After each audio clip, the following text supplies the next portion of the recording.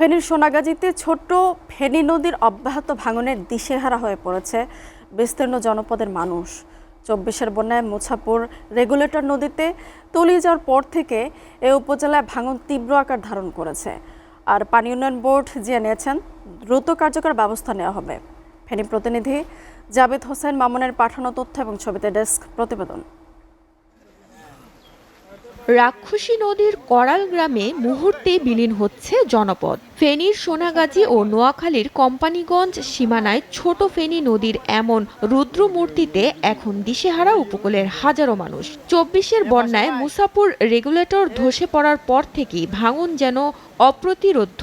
সোনাগাজীর চর Chandia, চর দরবেশ ও চর মজলিশপুর সহ দাগনভূঞা ও কোম্পানিগঞ্জের বিস্তীর্ণ এলাকার সড়ক, শিক্ষা প্রতিষ্ঠান ও কালভার্ট ইতোমধ্যে তলিয়ে গেছে নদীতে।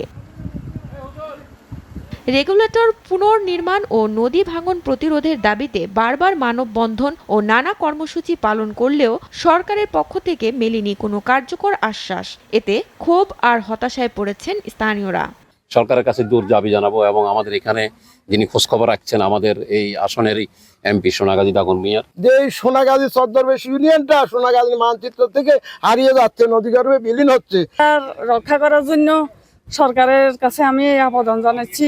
এখনো পর্যন্ত 700 মিটার পর্যন্ত এখনো কোনো জিও ব্যাগের আমাদেরকে আশ্বাস দেয় না। বর্তমানে সরকারি আশ্রয় কেন্দ্রের 120টি পরিবার চরম ঝুঁকির মুখে রয়েছে। স্থানীয়দের দাবি দ্রুত জিও ব্যাগ ফেলে এবং নদীর মাঝখানে জেগে ওঠা চর কেটে স্রোতের মুখ পরিবর্তন না করলে মানচিত্র থেকে হারিয়ে যাবে 3টি ইউনিয়ন। মুছাপুর রেগুলেটর নির্মাণ করা ছাড়া ভাঙন রোধ করা সম্ভব নয় বলে জানান উপজেলা নির্বাহী কর্মকর্তা। সোনাগাজী দাগনভূঞা বিভিন্ন স্থান ভাঙন হতে রক্ষার্থে একটা প্রকল্প চলমান আছে।